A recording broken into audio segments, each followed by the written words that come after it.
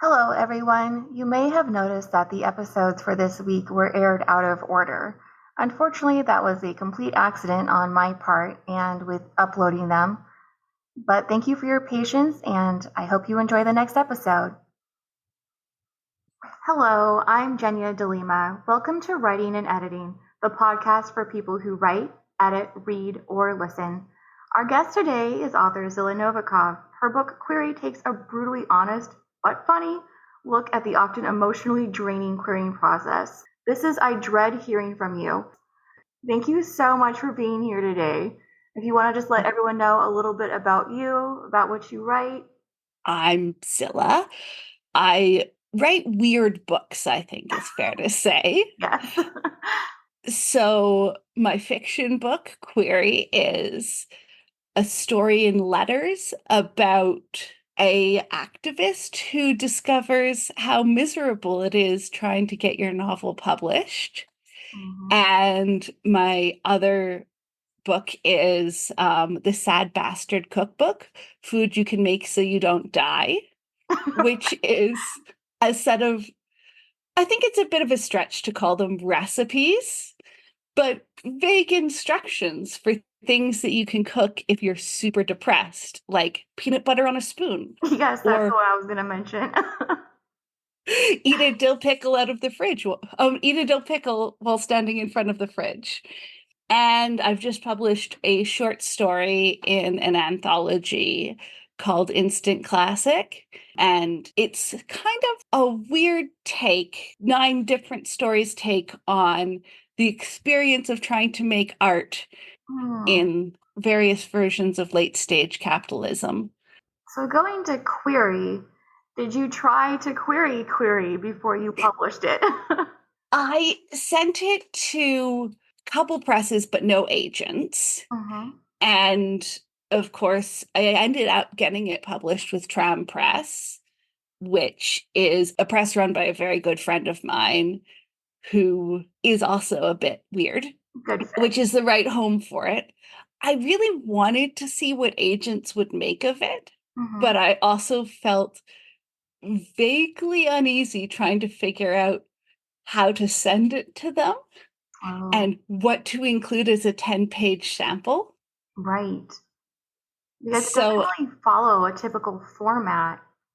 yeah, it's like, how could you query House of Leaves, which I just finished reading? And I know he did query, but how do you send somebody a book that doesn't exactly fit on a page? Right. Yeah. So how many of the letters in the book were influenced or inspired by query letters that you actually received? Almost all of them. So many of the rejection letters, I have a lot of friends who are authors, Mhm. and I would just collect everybody's stories of like, what is the most brutal rejection that you've ever gotten? The one where the agent sends back the single word no, and underneath it, it says sent from my iPhone, Yeah. is a story I know is real because I've heard it from more than one unconnected person. Mhm. And just the sheer amount of no responses that you get when you query is just utterly deafening. Still am expecting to get some rejections at some point, 10 or 20 years later. Oh no. When you So were doing these queries, how long did it take for you to get your first response? some people are really good when you query them with books. So there are people who actually respond within 2 days. Oh And wow. then there are people who, so far as I know, like 20 years from now, I'll get my rejection letter. One thing I learned is never bother nudging, Mhm. because anybody who says, like, you can nudge me to remind me, if it was a yes, they would have said yes right away. Yeah, that's a So good point. if they want your book, they'll see it, they'll fall in love instantly. They have so many things that they fall in love with that I don't think very many agents have time to go back to the stuff that's their second or third choice, even if they think it's really good.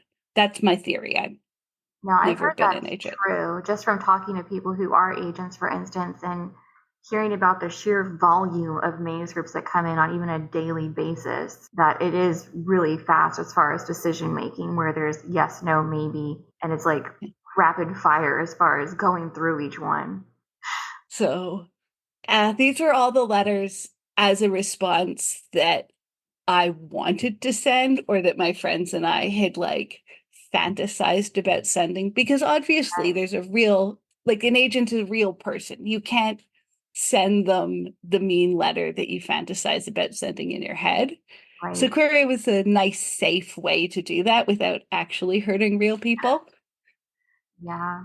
Although in a way it's sort of that, role reversal, because you think about the authors and what they go through and just the impact that it has on them to hear rejection over and over and over again. Do you think you ever build up a shell to this, or some sort of way of dealing with it so people don't take it personally, or even any advice for authors so that they could? I think my way through was to know that I had other options. Mm-hmm. Like, I've found this weird sort of small press, sort of self-publishing model that works really, really well for me. And it means that even if I do sort of put myself out there with stuff, I know that being rejected doesn't mean that my novel's never going to get seen by anyone. It Right. just means they'll take a different path. Mm-hmm. And I think that helps a lot. And it helps to talk to other people and know that, like, it's pretty normal to get rejected. Mm-hmm. And really good books are getting rejected every day. Oh, yeah. So don't look at the books that get published and think, oh, I could get published too. Look at the stuff that gets rejected and think, I could get rejected just like this amazing book did. Do you have any tips for authors or writers how they can find some of these books that have been rejected, or how they can figure out which books those were? Because it might be something that feels easier said than done if they don't know how to find those or where to look. So social media has kind of imploded. Also, I think we all went into becoming authors because we're super social extroverts who really love hanging out with other people. And Yeah. that's why we spend Friday nights alone with our computer and nothing else. Unfortunately, I think you have to make friends with other authors, and I'm really Unfortunately. sorry. I mean, they're nice people. They're also introverts. They won't expect anything from you, Yep. but you'll have to go find somewhere. And I kind of feel like any advice I give on like where to find authors is going to be obsolete by the time By another tomorrow. rich, yeah, some billionaire is going to buy the next social media site and like burn it to the ground. Yeah, well, that's helpful.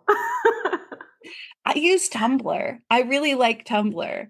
It's already been burned to the ground so many times that it's just kind of like an abandoned wasteland, and you can find other weirdos wandering around It makes among the it feel like shrubgrass. it's some dystopian future social media. Everyone's walking around with like fish scales and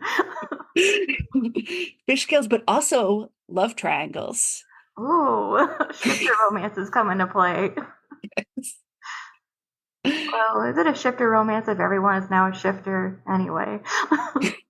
So going back to receiving responses, and Yes, when you did receive a yes, yes. are you comfortable sharing how many no's you'd had up until that point?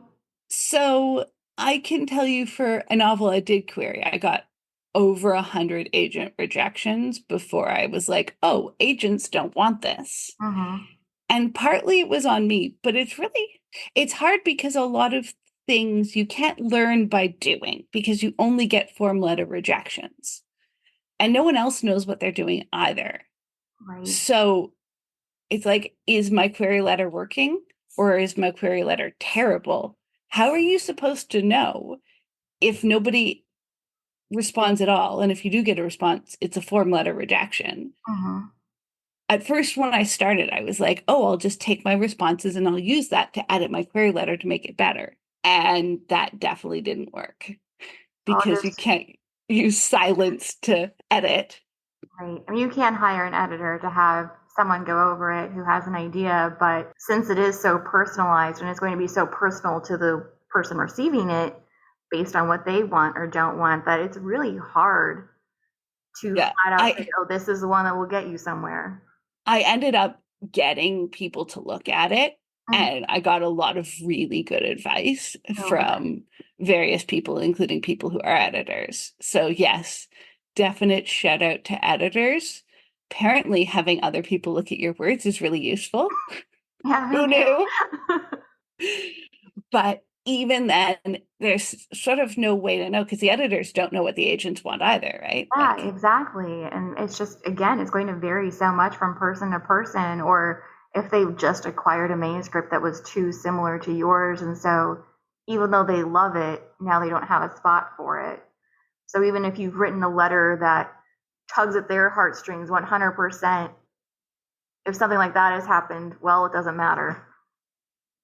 I think the other trick is to be really honest with yourself in a way that I didn't know how because I didn't know the business at that point, but Mm. be really honest about what the market for your book actually is. Yeah.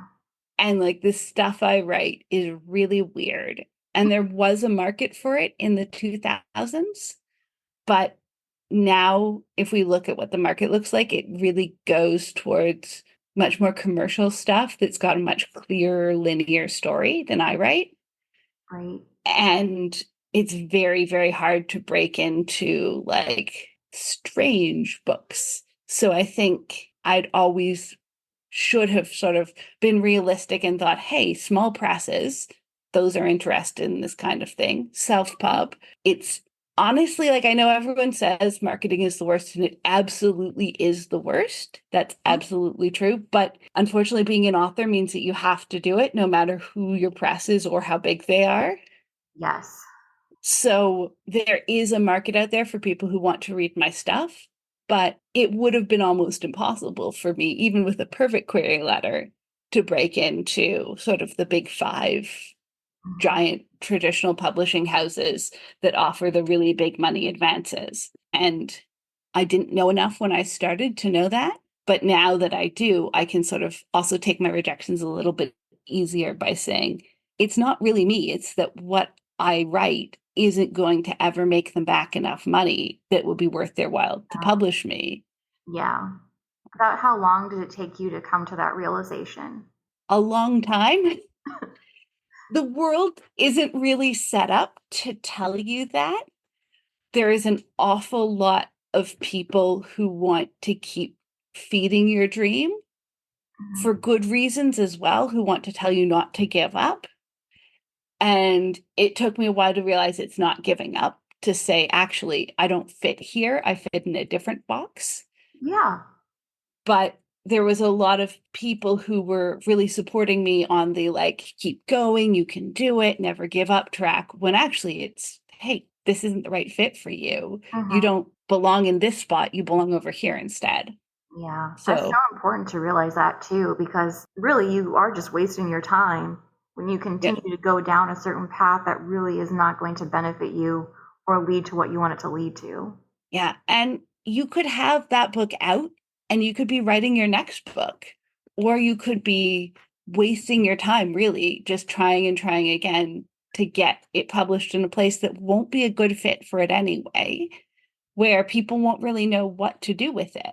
How do you think authors can determine whether or not their manuscript's really going to be a good fit for a certain publisher or an agent? I wish I knew. I think it's just sort of reading a lot and reading recent books as well Hmm. and seeing like, is a lot of stuff like my work being published by the really big presses Hmm. nowadays? And if a lot of what you're reading is coming from, for me, like the sort of weird independent presses like Tram Books, then maybe that's where I should be looking and not looking to things like, I don't know, Harlequin doesn't publish my sort of books. Right. No, that's good. And I do think that's really important because it is just going to lead to disappointment, possibly forever, if you never Yeah. have that shift in expectations and knowing maybe where you should be looking instead of where you are looking. And it's a waste of time. Like I spent I'd say probably more than a year, just like querying various places and doing all of the work of that. Hmm. And other than the fact that I'm really happy with the novella query that I wrote based on it, Yes. it was kind of a waste of time that I could have been writing more books. And Hmm. instead, I was like endlessly researching new places and new agents. There's so Right. many presses in the world Oh, that it yeah. is a full-time job querying your own book. Well, and they come and go, some of them so quickly too, or they might be open for new clients or submissions for such a tiny window. And then Yeah. you feel like you need to rush and get in there before your opportunity is gone. It's playing the lottery, which is fine for a while, but I'm kind of glad I did it so that I now know. But Well, and so you could write this I'm book. really, yes, I feel it. Writing this book was like a fever dream. It was like all of the thoughts of that year just coming out through my fingertips in about a 6 month period, which is a really fast time for me to write a book. I am not a fast writer, and it was very cathartic. That was actually going to be one of my questions. Yes. Have you had friends who are authors come up and tell you the same thing, that they have felt that same level of catharsis when they're reading it, or like they're being validated in some way by seeing some of these replies? Yeah, I think people who've been there really appreciate it. And I've also had people like, I just saw somebody who runs a small press who said that they really enjoyed it Oh, good. because from the other side, and I'd worried about that a bit. How would people on the other side of the query letters feel? Like, did I do a fair job to them? And acknowledging that even though they send a lot of form letters, they're still people. Right. And I also get comments from people who haven't started querying yet who tell me that it makes them afraid. And that's Oh, good. It should make you afraid. It's fully accurate. This is what it's actually like out there. yeah, it can be hard. Find yourself some friends. Don't go in alone. Yeah, I think it's a bit like when you're a parent and you have a child and you look at your child when they're younger and everything they do and you think, is this normal? Is that normal? Is this okay? Should Yes. I call a doctor? And then you talk to a friend who's also a parent and they're just like, nah, all kids do it. It's a bit like Like, that, you know? Does everyone get these kinds of rejections? Does everyone get this many? And then having those other friends who can come in and say, nah, totally normal. yeah, no, that's absolutely the same feeling of, am I the only one experiencing this? Hmm. No, you're not. It's all of us. Yeah. That probably helps take away some of that feeling that it's personal too, just knowing this is the rare person who does have their manuscript acquired right away or gets an agent right away. And so I think sometimes people see those scenarios play out and then it's almost like they fixate upon them. Like, well, this is what I should have had. This is where my book should have followed the same sort of path. And I think that comparison, it can make it really difficult to be okay with what's actually normal. It's the social media problem all over, right? We Mhm. all see the posts of people who are like happily getting married, happily, their kid's happy second birthday. And we don't see the time that the toddler threw a fit in the kitchen. And we don't see how many rejections someone got along the way. Yeah. But it was nice just comparing with friends. Like I'd get a particularly egregious query letter response of like your manuscript's not gripping enough. You bring it to your group of friends and they're all like, oh, I got that one too. I wonder if it's the same agent. No, that's funny. Is there like a form letter going around that all these agents all say that your manuscript's not gripping enough? Yeah. So that's one thing too. And I've seen this come up in independent author groups. It's not always clear whether or not a letter is a form letter or something that's been personally written to you. So how are you able to tell a difference? After a while, I just started assuming they were all form letters. And that worked a lot better Hmm. because there was a while where I'd like try and read between the lines to figure if there was anything else I should change in that query letter. But realistically, if you actually show the letter to your friends, there's a high chance that somebody else has received the same letter from the same agent. Mm-hmm. Did you ever think of changing the manuscript, or was it always focused on I should change the letter? I definitely changed the manuscript in response to things, but that's something that's much better done with an editor, I think. Mhm. I think an editor is good at helping with a query letter, but they might not know exactly what one particular agent wants because you can't know what someone wants if you've never met them. If you're getting a lot of rejections, taking at least your sample to an editor and Mm. also to a ton of beta readers who aren't your friends, who Yes. can be very clear of like, would you keep reading after these 3 chapters? What did you like? What did you dislike? Mhm. Like, that's where I say that's really valuable because not that there's a clear metric for what's a good book or a bad book, but there's a clear metric for like, is your book doing what you want it to do? Right, yeah. Even just getting that input from other people because they might be interpreting it in a way that's completely different from what you were hoping would come across. Yeah. And that's one thing that I've had to sort of come to terms with, that sometimes there's ways that I can change my books that would make them more friendly Hmm. and more people would like them. But that's not what the books are. Like, my books are as strange as I am. Right, yeah. So I have to work with people who say, like, this is what it is. And I've been really lucky to find both friends and beta readers and editors who really want to bring out what my book is and not change it into something that actually would be commercial. And sometimes I'd have people say, like, if you do this, the book will be more commercially viable. But I don't think that's what the book is about.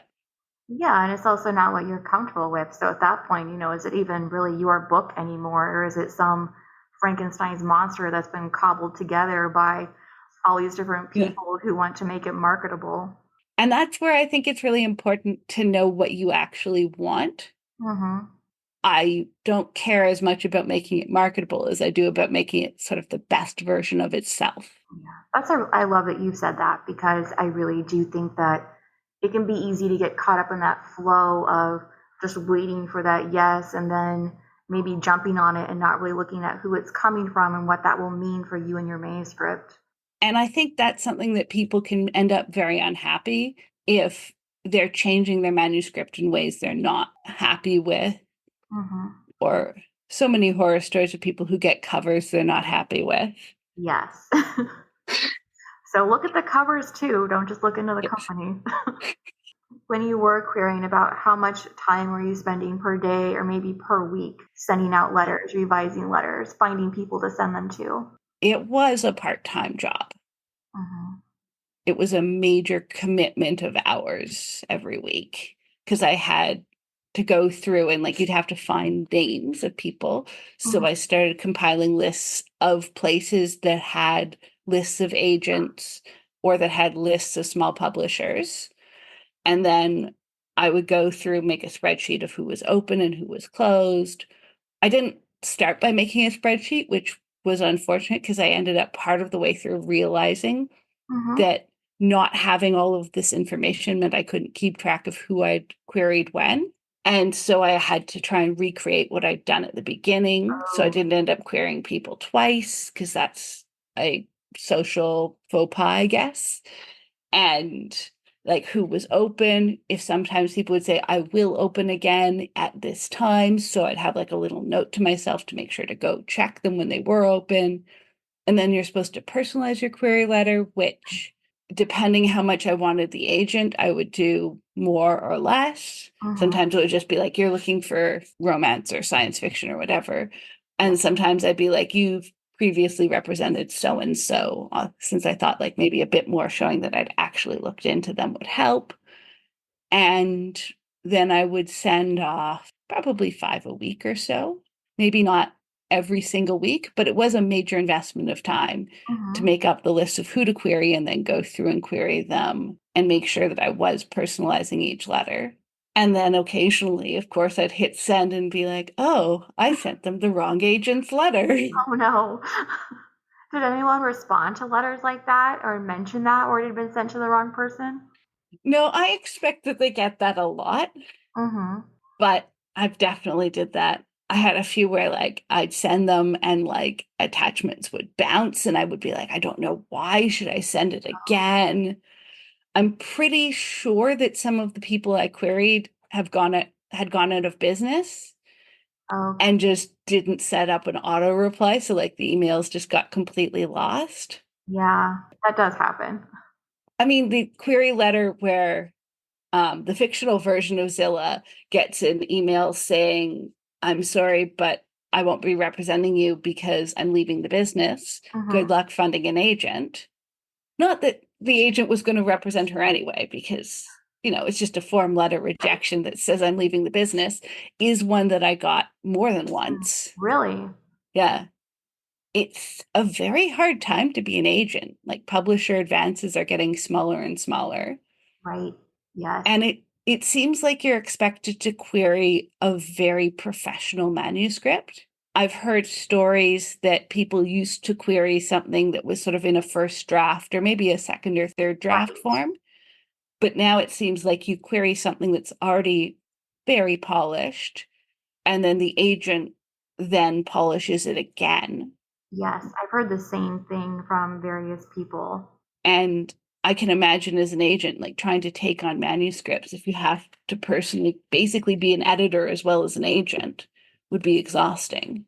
Yeah, I would think so too, as well as you're thinking about how financially lucrative is this even. It's hard out there, but it's also hard as an author. And this is, I think, where it's important is like I just wanted to tell my stories. So I didn't mind that I was getting things edited. Hmm. And at the end, I was sort of relieved to know, like, hey, there's all these other routes you can take this book that you've gotten edited and made really ready to go. It doesn't have to just sit on a shelf forever because you're not in the right genre to make it in traditional publishing. And I think that's really an excellent place to end because what better advice could there be? This no is Yes. not a hard no. This is not a permanent no. You have Yeah. other avenues available to you. Yeah. Well, it's been lovely talking with you. Yes, it has been. It's been fun. And I'm so glad you were here. So if you have anything else you'd like to say, any maybe last bit of advice, I would never listen to any advice from me. is that the advice? Yes. Well, on that note, that's all for today then. Bye, everyone. Thank you for listening, and please check out the show notes for more information.